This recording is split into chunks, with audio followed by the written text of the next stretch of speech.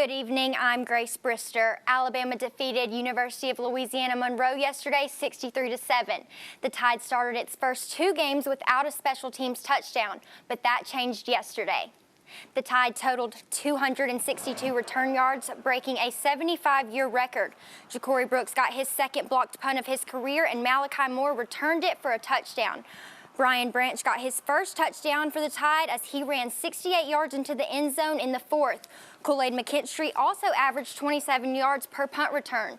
Head coach Nick Saban discussed the progress special teams has made over the season and shared his thoughts on the group. You know, to this point in the season, and I challenge the players this week on that, you know, we had not made one explosive play or significant play in the game on special teams. We didn't do anything that really hurt us, but we weren't making special teams an advantage to us. So, you know, I try to challenge the players that, you know, we need to do a better job of executing, because it really comes down to that. So, you know, today the execution was a lot better, and, you know, we were able to take advantage of it. Special teams bring a lot to the game. I mean, we don't look at special teams no different than offense and defense. So, and we also understand that the energy that comes from special teams, it lead on to offense and defense. So, whatever we do on special teams, we know that lead on to offense and defense, bring energy. Alabama opens up SEC play this week against Vanderbilt, who's off to a 3-1 start to the season. That game is scheduled for 6:30 p.m. on SEC Network, and they will play in Bryant-Denny Stadium. Moving on to Auburn now, the Tigers had a rough day yesterday as they took a tough 41-12 loss to Penn State. The Tigers didn't score their first touchdown until the fourth quarter. This was their only touchdown. Auburn quarterbacks T.J. Finley and Robbie Ashford both threw interceptions, and the Tigers averaged 3.3 yards per carry. Defensively, the Tigers allowed 245 yards, and Penn State scored 5 touchdowns.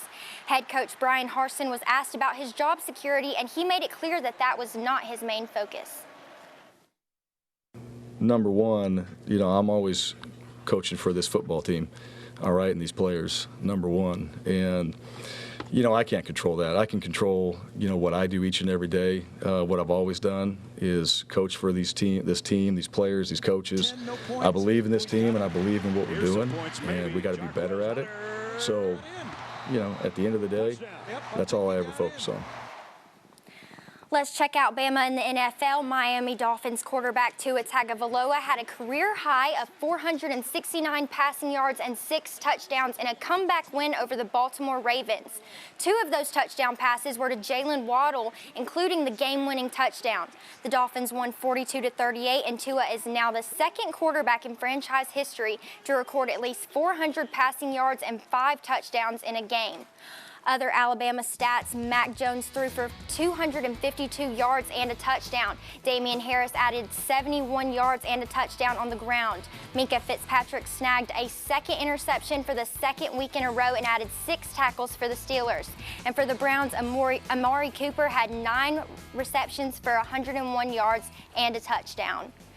Alabama soccer defeated Chattanooga 6-0 on their home field in Tuscaloosa, and they are on a 4-game winning streak. Emily Cobbler got her first collegiate goal of the season, and Sydney Vinson scored the winning goal, and it was also her first goal of the season.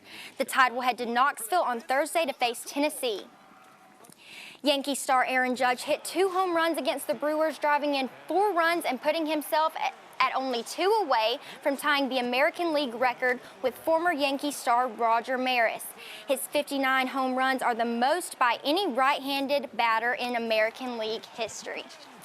And that's going to do it for us tonight in sports. But stick around. WVUA 23 News at 10 will be right back.